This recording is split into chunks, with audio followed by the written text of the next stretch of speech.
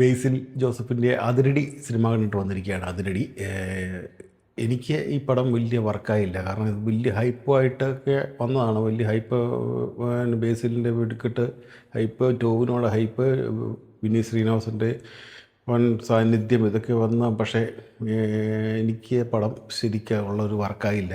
എന്ന് വെച്ചാൽ ഒരു ടോവിനോയൊക്കെ ഒരു ശക്തിയില്ലാത്തൊരു വില്ലൻ, എന്ന് വെച്ചാൽ ഒരു പുള്ളിയതാ ആവശ്യത്തിൽ രംഗണ്ണനെയൊക്കെ ഒന്ന് ചെയ്യാൻ നോക്കിയതാണ്. പക്ഷേ ആ ഒരു ഹൈപ്പ് ടോവിനോയ്ക്കില്ലല്ലോ, അത്ര ഒരു റേഞ്ച് ടോവിനോയ്ക്ക് വരുന്നില്ല. അതൊക്കെയാണ് എനിക്ക് തോന്നിയത്. ആ ഹൈപ്പിനുള്ള പടം ഇല്ല എന്ന് വെച്ചാൽ എൻ്റെ മാത്രം അഭിപ്രായമുണ്ട് ഞാൻ പറഞ്ഞത്. എന്ന് വെച്ചാൽ ജെൻസിക്കാർക്ക് ആൽഫാക്കാർക്ക് പടം ഇഷ്ടപ്പെടുമായിരിക്കും. ഞാനൊക്കെ അതിന് മുമ്പുള്ള ആളാണ്. അതാണ് എനിക്ക് ഇഷ്ടപ്പെടാതെ പോകാൻ കാരണം. എനിക്ക് ആ പടം അത്ര വർക്കായില്ല.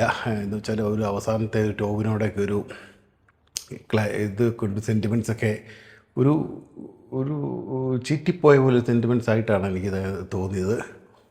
ഉള്ളതിൽ ഭേദം വിനീത് ശ്രീനിവാസൻ കുഴപ്പമില്ല, നന്നായിട്ട് ചെയ്തിട്ടുണ്ട്. പിന്നെ ആസ് യൂഷ്വൽ ബേസിലറിയാലോ, ബേസിലിൻ്റെ ശൈലി തന്നെയാണ്, ബേസിലിൻ്റെ എല്ലാ സിനിമയിലുള്ള ശൈലി തന്നെയാണ് ബേസിലും ചെയ്തിരിക്കുന്നത്. പക്ഷേ കഥയ്ക്കോ ഒരു പുതുമയില്ലാതെ പോയ പോലെ ഒരു തോന്നല. കാരണം ഈയിടെ കഴിഞ്ഞ കുറച്ച് നാൾ മുമ്പ് കണ്ട് ഡെർബി എന്നൊരു പടം, അതിനെ ഞാൻ തീരെ മോശമായിട്ട് പറഞ്ഞിരുന്നു. ആ ഒരു ഇതൊക്കെയാണ് എനിക്ക് തോന്നിയുള്ളൂ. ഡെർബി കണ്ട പോലെയൊക്കെ ഒരു തോന്നലേ എനിക്ക് തോന്നിയുള്ളൂ. പിന്നെ ഇപ്പോഴത്തെ പിള്ളേർക്ക്, എഞ്ചിനീയറിംഗ് പഠിക്കുന്ന പിള്ളേർക്കും ബിടെക് അങ്ങനെയൊക്കെയുള്ള പിള്ളേർക്ക് ചിലപ്പോൾ ഇഷ്ടപ്പെടാൻ, ജെൻസിക്കാർക്കൊക്കെ ഇഷ്ടപ്പെടാൻ സാധ്യതയുണ്ട്.